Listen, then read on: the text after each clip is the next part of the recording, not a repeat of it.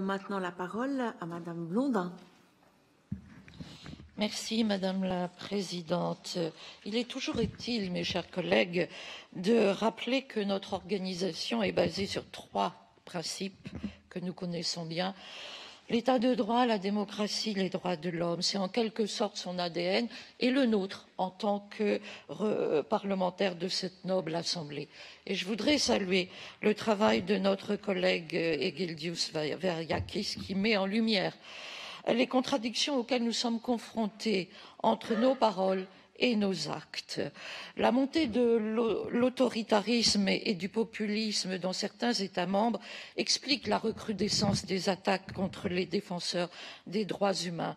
Nous constatons, hélas, beaucoup de pressions et de menaces à leur encontre, allant des tracasseries administratives, du chantage, de corruption à l'arrêt total des financements, des accusations mensongères, arrestations arbitraires, emprisonnements préventifs aux assassinats organisés.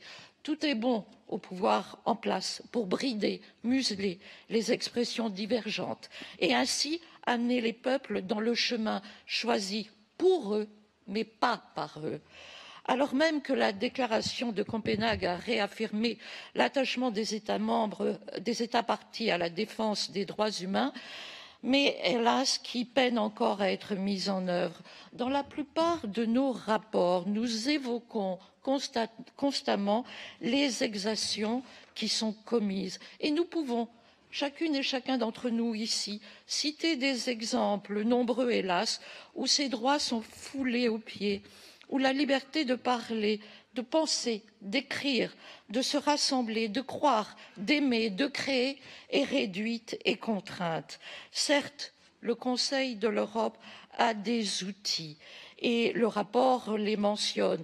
L'action du commissaire européen des droits de l'homme est bien connue. La Cour européenne des droits de l'homme également auprès de nos concitoyens. Mais encore faut-il que ces arrêts soient respectés par les pays membres.